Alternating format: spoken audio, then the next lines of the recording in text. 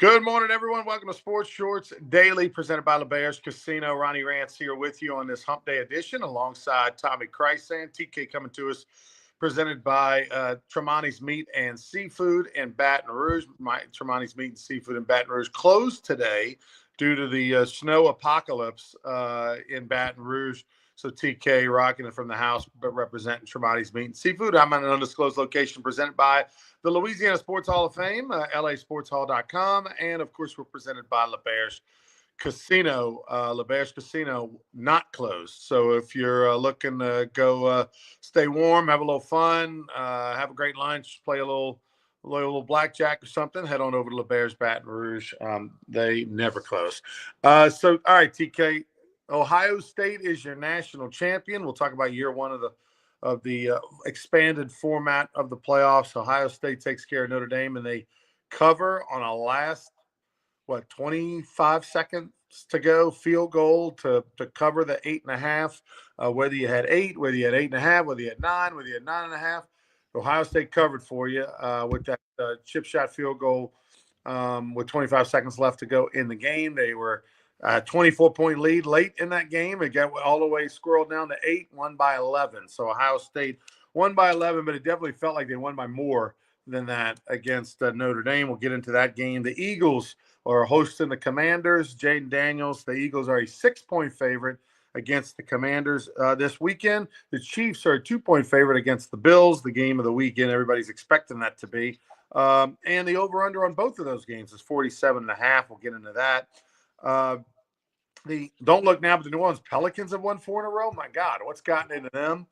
And they're a dog tonight at home. Maybe Tommy will tell you to take it. We'll get his advice on their home game tonight at the Blender, where there probably won't be a ton of people because still snow on the ground and whatnot. So it'll probably be a light crowd in New Orleans.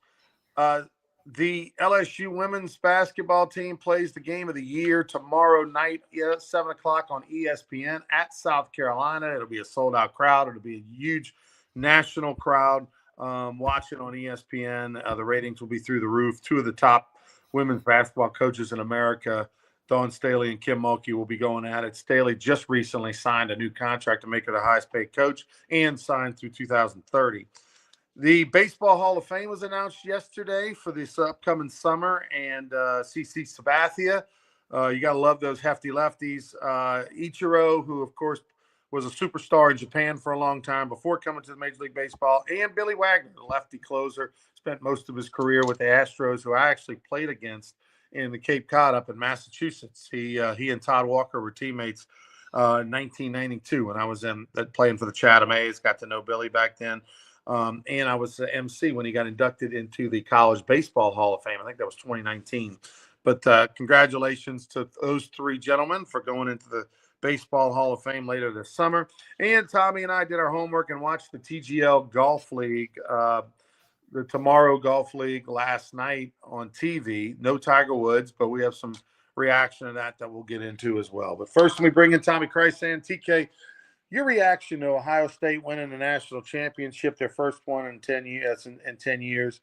Just your takeaway in general of their season and the game.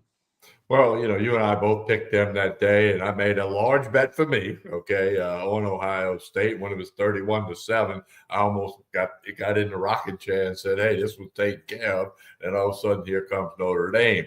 But Ohio State was clearly the better football team, like we said Monday morning on Sports Shorts Daily.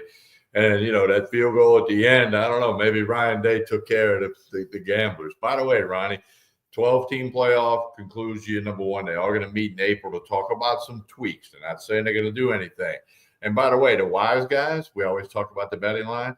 The favorites were 10-1 throughout the 12-game playoff thing. So the wise guys kind of pegged it all the way through there with that. But Ohio State, they forgot about losing to Michigan for a little while. That'll come back up when the schedule comes out next year and everybody gets that date. But you got to give them credit. I thought they had the best football team, up 31-7. Maybe took the foot off the gas pedal a little bit. I don't know.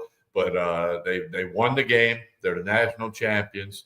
And they were the best team in this 4-game. By the way, Ronnie, I thought of this too. Notre Dame and Ohio State played 16 games this season.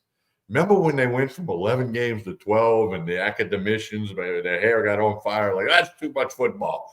Those two teams played 16 games this year, just like the NFL used to play 16 games. So, not everybody did, but they did. And you got to tip your hat to Ohio State. They got it done against, Tennessee and Oregon. I mean, they beat some teams that people thought were pretty good, but they get it done. They're the national champions. And by the way, you know who they open up with next year? Who's that? They host Grambling. So the Grambling State going to go get the big paycheck and bring it back to North Louisiana. But congratulations, Ohio State. You are the national champions. Yeah, the Grambling gets to be there for the ring ceremony and all the pop. My takeaway, I was there, went with my brother and appreciate Dr. Maggard, the athletic director at UL, and Dr. Savoy, the president at UL. We traveled with them and had a good time. The thing I'll say is, one, I felt like the vibe, there were a ton of Ohio State fans. There were definitely more Ohio State fans than Notre Dame fans. 60-40 probably would be where I'd put it. And I felt like Notre Dame's fans, which makes sense, right? They're a little bit more distinguished, educated, older. They're all over they live all over the country, from coast to coast. Their alumni is spread across the entire country. Their fans were a lot more reserved, and I think probably a little bit more happy to be there, just kind of happy to be there, where Ohio State fans were more, we better win. You know what I mean? They were there expecting to win, thought they would win. They were more passionate, more loud, more, in your face, more walking around everywhere. OHIO, OHIO, that kind of stuff. And you got the vibe just that, even the day before, you got the vibe the day of just walking around. I went to the College Football Hall of Fame. It was packed. It was a great museum. If anyone's in Atlanta, definitely worth to go. I felt like Ohio State was more happy, more excited, more expecting to win, more we better win, all that. Whereas Notre Dame, hey, we've had a really good year. We're kind of happy to be here, kind of situation, which you would expect, I guess, an 8.5-point dog sort of to act like. You can't really expect to win. You just hope to win. Got to see Joe Theismann. He walked through the lobby of the hotel, the Omni, next to and Joe Theismann, actually met him years ago. He did an event at LeBair's Casino, probably 8 years ago. Did an event at LeBair's Casino the week of the Super Bowl. Also for Ohio State, where I was sitting, got the Zeke Elliott was there. Chase Young, the New Orleans Saint defensive lineman, they were together. And of course, I was on the Ohio State side, and wherever those guys went, man, picture, autograph, obviously. Number of Ohio State alums were there. Nick Saban toured the College Football Hall of Fame the day before the game. Eddie George as well, and others. So it was a good vibe, unique experience. And Ohio State clearly was the best team. And it's funny, what a roller coaster year. They lose, on a controversial ending with a penalty at Oregon. And then, of course, they look like their season just looks like it's headed down the toilet with Michigan, who barely is above 500 at the time, beats them. And, of course, Michigan gets to talk crap because they've now won 4 years in a row against Ohio State. But yet they were able to put all that aside and come back and were the most dominant team in the postseason, much like LSU's national championship in 2017, Tommy, 2007, when they beat Ohio State, but yet they had 2 losses. And a lot of people thought, wasn't the best LSU football team in the history of that school, but yet they played the best when they needed to. They played the best in the SEC championship game. They played the best against Ohio State and New Orleans in the Sugar Bowl to win the national championship back then. That's kind of like what Ohio State was. You can make an argument that they weren't the best regular season team. Clearly Oregon was, but yet they were the best when it mattered, when the playoffs happened. Well, Ronnie, what this 12-team playoff has done is it has changed what I'm about to say. You can lose, Notre Dame can lose to Northern Illinois. Ohio State can lose to Michigan. You can mess up. I mean, look how many LSU College World Series teams got swept or lost 2 out of 3 during the week. NFL teams that win the Super Bowl lost games during the year. Most Major League Baseball teams that win the World Series lose over 60 times. They walk off the field with a loss during the regular season, or they lose games in the divisional round or the championship series. So in Final Four, how many teams have made the run to the Final Four that maybe stumbled in December or early January? So what the 12-team playoff has brought to the table is more teams are going to have a chance, and you're going to get the chance even if you have that mistake. Whereas when it was a 2-team playoff, if Notre Dame lost to Northern Illinois in a 2-team playoff, they're not in this.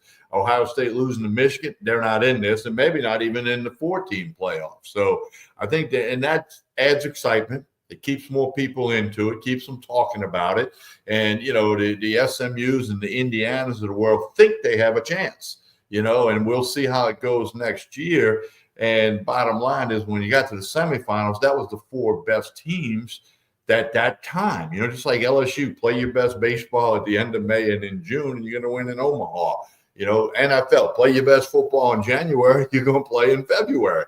I mean, so that's what has been added to the landscape of college football about a 12-team playoff. Is it a perfect system? No. And again, there's going to be a meeting to discuss possible tweaks and adjustments. So it is what it is. You got to embrace it. And college football, extremely, very, very, very popular sport. Already got polls out and odds out for the champion next year. And it's here to stay. If they had just put the 12 teams in and then reseeded them 1 through 12, Ohio State probably would have been 5th. Probably would have been seeded 5th. If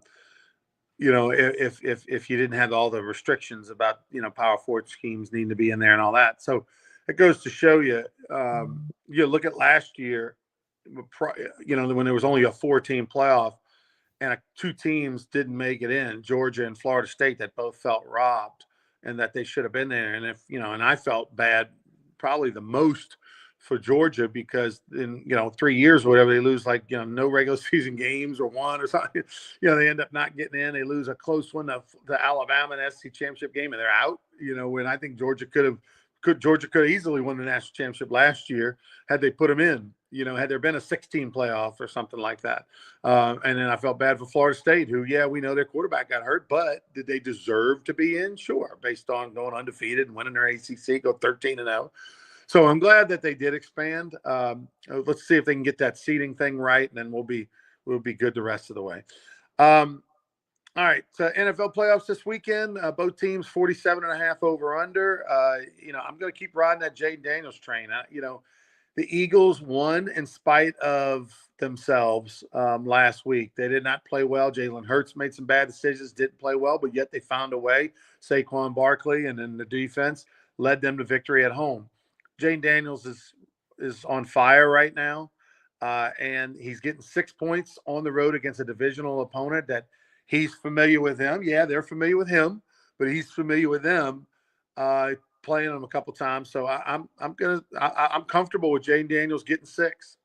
And the big thing is there's question marks about Jalen Hurts' knee. Right. Okay, there's a lot of question marks. We certainly won't. You don't think he's going to be 95 or 100, certainly not 100% come Sunday. So that's a big thing. If he can't move, that can change the way the Commanders play defense, obviously, and they prepare for the Eagle offense. I'm like you. I mean, you said it the other day. You got to ride the Jaden Daniels train here. You get 6 points before the game kicks off. And Jaden Daniels, I think that's good value. And I think that's what I know that's what I'm going to do. Next game, I still got to read some more and figure out some more on the Chiefs Bills. Do you go against Mahomes? Is this the time when Josh Allen and the Bills get it done? I mean, and of course, both cities, Philadelphia and KC, the host cities, weather's going to be an issue. We know that. So, but I'm like you. The story of the playoffs has really been Jaden Daniels because of what he has done as a rookie. No rookie's ever taken their team to the Super Bowl. He's 60 minutes away from possibly doing that. And then you got the AFC, the whole story. And I'm thinking Washington gets to the Super Bowl. I think they come to New Orleans and Haven't made my final call yet on the Chiefs and the Bills. The my line with the app and all that I use is over under 48 on that game with the Redskins and the Eagles, and I think the Tommy, you're always a big, you like to get value for your money, and the way that Jay Daniels is rolling, if you want to keep going with it, I think he's plus 240 or something like that. So your 100 wins you 240, on the money line. So you might as well, go that route if you really believe, if you're a true believer. And of course you're not going to get the full report on Jalen Hurts, but it's clear when he got tackled last week in the third quarter and he got his leg tangled up and they showed you 75 replays and he wasn't the same guy after that. Now he's got a week to get healthy. He's got a week to get over it or learn to play with it. But, just holding on to the football, the accuracy, the decision-making, the hesitation, loose with the ball. I don't know. Jaden Daniels is not all of those things. He takes care of the football, makes good decisions, doesn't turn the ball over, and is on an epic roll. And I think teams that just get so hot and they're playing with so much confidence and house money to a certain extent, right? Like they got nothing to lose. Like there's no pressure on the Commanders. Yeah, there's internal pressure. They want to win, but if they lose, nobody's going to say, "Oh, damn, what a terrible." No, if the Eagles lose, the fans are going to turn on them, are going to boo them, and they're going to be disappointed they're not in the Super Bowl. The Commanders lose, they'll still have a parade for them. Well, keep in mind, that's the left knee of Jalen Hurts, and that's, being a right-handed mechanical throwing thing, you got to get out on top of that leg to throw the ball, especially down the field. And, you maybe throw it in the flat or, out of the screen pass without putting a whole lot on the left leg. But that'll be a story going into it among many stories. And that's all going to be Sunday. So we'll have plenty of time to talk about it again on Friday and, of course, Sports Shorts Radio on Saturday morning. The Chiefs, where are you leaning on Chiefs Bills? Man, I keep going back and forth, to be honest with you. I mean, it's do you go against Mahomes? That whole thing, like it used to be, do you go against Brady? Well, now it's do you go against Mahomes? And Andy Reid are trying to win their third straight. Does that pressure jump in there? The Bills, can they get off the schneid? Can they get past the Chiefs? And Josh Allen, man, he's such a threat running the ball and throwing the ball. And the defense for both teams is there. It's solid. I mean, the play right there might be the under, especially if the weather's wacky in Kansas City that day. Play there might be the under. That's my Wednesday thought. I get where you're coming with the under because they don't score 30 points, right? It's all well known how the Chiefs don't score 30 points, but I just think the Bills are so used to the conditions and the Chiefs are so used to conditions, and you got two Hall of Fame quarterbacks, and I feel like they're going to find a way to move the football, and one of them's going to break through and score 28 or 27 or something. And, I don't know. I see a 27-24 kind of game. But you see, 27-20 goes under. So, I mean, right. 24-21's under. So, it's good. That's why they call it gambling. That's why we were happy for the field goal the other night. You were happy for the safety last Saturday. So, as many bad beats as there are out there, I guess every now and then there's a good win. I'm going to take the Chiefs -2 and not work the over under. And then I'm going to take the Commanders +6 and ride the Jaden Daniels train. Might even throw a little one on the money line just because I think they're just a team of destiny. The Pelicans, man. Hey, I told you it's too soon to talk about playoffs or they got to do this and they got to go in America. Just enjoy 4 wins in a row. It doesn't happen very often in this franchise's history. But they've won 4 in a row. Tonight, what's the line? Tonight is 5.5. Pelicans getting 5.5 against Milwaukee Bucks. Okay. In the Smoothie King Arena, and won't be crowded. I mean, they're still asking people in Louisiana to, don't drive unless you have to, unless it's essential. And I don't know how big of a crowd, but maybe 4 wins in a row gets a few people to carpool together or figure out a way to get to the Smoothie King Arena. But they have won 4 in a row. They're now 12-32, getting 5.5 tonight. I don't know, can they win 5 in a row? If you think so, take the points. If you think Milwaukee will bust that bubble, because they have beaten the Jazz twice in this 4-game win streak back to back, actually, and the Jazz, like the Pelicans, going nowhere in a hurry. So I don't know. It's a tough one. I think if you're going to bet it, you got to bet Milwaukee to put an end to the streak. I mean, Pelicans aren't going to win forever. By the way, speaking of the snow, you've lived longer than I have by about 13 years or so. Is this the most snow you've ever seen in South Louisiana? Absolutely. Yeah, absolutely. And I watched it all from the window, didn't open the door, but took some pictures and like everybody else was doing. And my family with grandkids were playing in the snow. So I saw all that. But the amount of snow I've never seen, I've been in Baton Rouge over 30 years and obviously been in South Louisiana all my life. Never seen anything quite like this. Probably 8 inches or so in the part of Baton Rouge I live in, not far from Most Blessed Sacrament School, kind of in the southeast corner of Baton Rouge, East Baton Rouge Parish. I'm actually in St. George, city of St. George. But anyway, so no, it was kind of good to see, but I've had enough. Okay, let's move on. Although, it was 12 degrees when I woke up this morning. It's supposed to be another hard freeze tonight. So we'll see what's up going forward. But I enjoyed it. You're going to see, I'm curious to see how they clear the streets over the coming days, because this snow's not going anywhere for a few days with the temperatures the way it is. One thing I did read, right, and I found interesting, I didn't know this. We always got to learn something. Like 6 inches of snow does not mean 6 inches of water, because people were saying, what's going to happen when this all melts? It's like 10 to 1. So like 10 inches of snow is like 1 inch of water when it starts melting. So the amount of water is going to be nothing more than one of them pretty darn good afternoon showers we get when the Rougarou are trying to play. That's what we're looking at. So you're not looking at flooding and all of that stuff. And again, it's been very nice to look at. The sun's been out all day today, blue skies here and where I'm at. So don't be alarmed that where's all this water going to go. It won't take real long. It'll be out the way. Yeah, probably in about a week. But because it's supposed to be high of 70 one day next week. So once we turn that corner, I'm ready for that. Bring it on. Once you stop getting the below freezing at night coming up in a few days, then that's when it'll start to go. But pretty epic experience. I mean, incredible. And I thought of all the pictures, the ones that were pretty cool, right? Seeing Mike the Tiger running around his cage in the snow, that video is pretty epic. Seeing, snow just covering Tiger Stadium and all of Death Valley, it was pretty epic. Things you just don't ever see or expect to see. But yeah, the 8-9 inches, whatever it is, and you're part of the viewing audience is.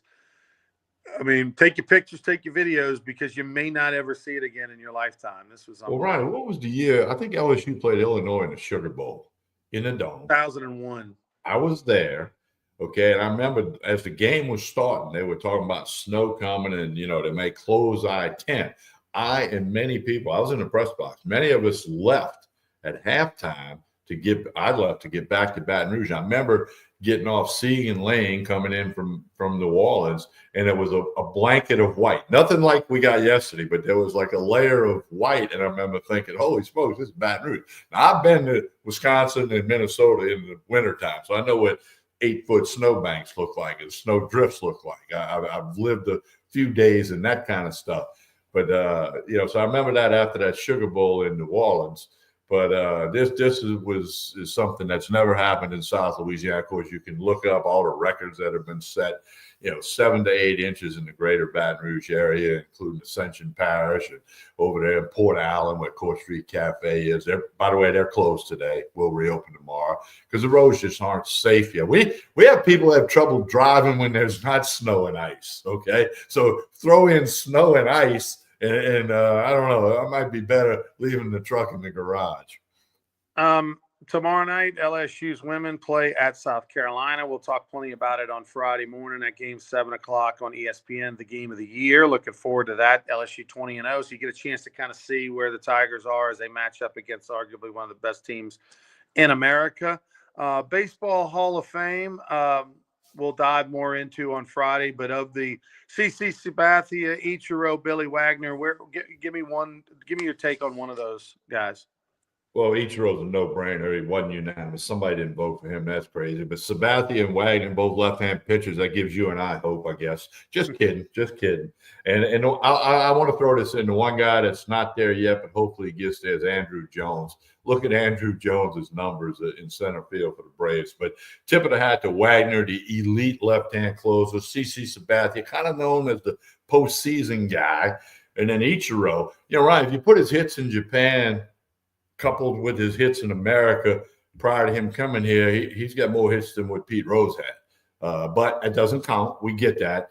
But Ichiro is, and I think I read that in his 10th at bat in the major leagues, he got his third hit, which put his average at 300. Never went below 300 the rest of his career. So, I mean, the guy, it's not talked about, but he had incredible arm in the outfield. You look up some of the throws, and of course, all those highlights are fresh right now. You can find them on YouTube and X and everywhere. Base stealer guy. And bottom line about Ichiro, like it is with Billy Wagner and CC Sabathia, just a damn good guy. Great clubhouse guy, liked by his teammates. Respected the game of baseball. And I think those three are certainly worthy. Ain't no problem with any of that. And I'm gonna get on the bandwagon. Let's get Andrew Jones in there next year. Billy Wagner was played at a Division III college in Virginia and was throwing in the mid 80s. He's a little bitty guy. He's 5'9".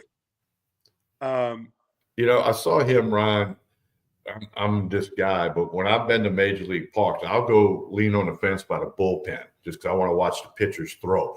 I watched him warm up in Houston years ago, and I remember thinking, look how little this guy is. He's not even as big as Ron Guidry. Guidry's a little bit taller, and just throwing smoke and the ball running everywhere. I mean, and I remember watching that thinking, holy smokes, this guy's getting some electric stuff. Of course, everybody knew it, and now he's a Hall of Fame. Yeah, he went from throwing 85 to 95 in the course of about a year, in Division III college. Incredible. All right, last thing before we go, TGL Golf, the Tomorrow Golf League. We kind of gave everybody homework to watch so that you could have an opinion of it last night. You and I both watched a good bit of the TGL Golf League. No Tiger Woods, so you got a real kind of feel without the alpha star. No Rory McIlroy. Oh, by the way, they'll go against each other next week. But your takeaway? Again, I just don't know. I mentioned to you before we rolled the camera here, I don't know that people are going to sit there and watch Matt Fitzpatrick and Patrick Cantlay play Golden Tee. I'm being facetious, or the Golden Tee thing, but that's what it is. It's simulator golf. And, you made a good point. They got some guys out there that, quote unquote, aren't the biggest personality, warm and fuzzy with the media and whatnot. And they all are to a degree because the media is everywhere now, especially on the PGA Tour. But I just don't know. I mean, there's a lot of big money people behind this, not just Rory McIlroy and Tiger Woods, but the owner of the Mets is involved, Serena Williams is involved, many, many other big names with billionaire kind of people. How long will they pour their money into this? 1,200 people in the arena and the TV. If you have a TV contract, and these players I'm assuming they're getting paid. I mean, these owners are paying these people, they're not going to go do this if they're not getting paid. There's a $21 million pot for the playoffs, and the winning team gets 9 of that 21 million. So that's $3 million per player. There's probably some sort of base that they get for just participating, but there's a $21 million postseason pot. See, I didn't know that. So, I mean, that's another thing they got to explain on that. Well, they put it up late. They put that graphic up late in the broadcast and explained it. But yeah, I feel like the word to use is everything feels forced. It feels forced. It doesn't feel natural. You're forcing these nerdy golfers to have personalities and to be funny and all that when a lot of them aren't.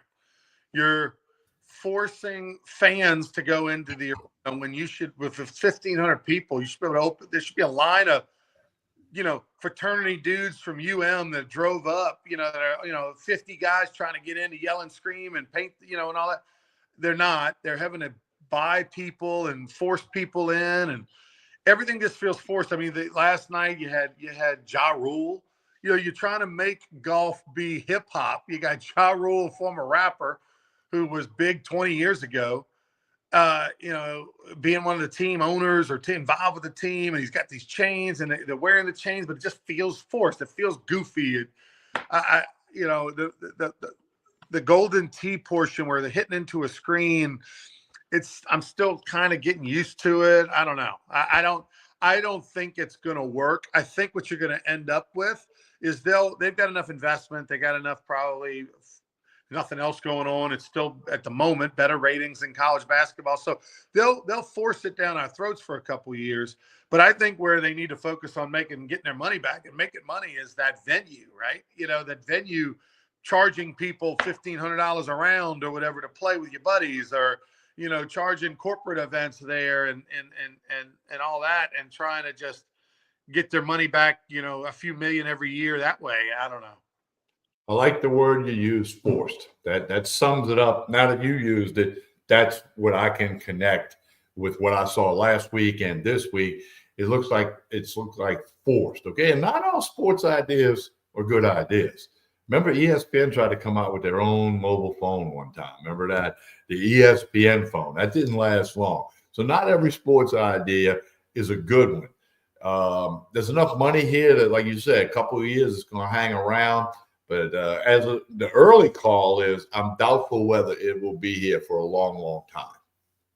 You know, the XFL and the USFL and all these other leagues that, you know, they're all football, and we love football, but they're not making it, and they're going by the wayside. And, you know, and maybe our expectation of making it needs to change, right? Because, I mean, at the end of the day, if you're the XFL and the USFL and those leagues, it's about making money. Okay, well, are you making money? Doesn't mean you have to have a sellout. Doesn't mean you have to have, you know, the demand that you do for the NFL. But clearly, just because you're a popular sport, meaning golf or baseball or basketball, doesn't mean you can just be an offshoot of it and it works. Even with Tiger Woods, even with the best players in the world. So it's interesting to see. You know, I'm going to keep giving it a try. I haven't given up on it. I'm going to give it a try. I think they got to do a better job of, if you just tune in and watch for 15 minutes, you need to be explained and spoon-fed at this phase of it, because it's so brand new. You need to be explained the rules. You need to explain what's going on. You need to explain who's who and what's what and how things work. And don't assume. Don't assume I've been watching for 3 hours and I've heard everything, you know, because people jump in and jump out all the time now with watching sports. They change channels. They only maybe watch for 30 minutes. So I think they got to do a good job of, when I tune in, you know, don't assume I know what does the hammer mean? How does that work? How many are they playing, a scramble or alternate shot? What are we doing? Like, they need to explain it and dumb it down for the viewer. That's my 2 cents. Well, one day, Ronnie, talking about money can fuel it for a long time.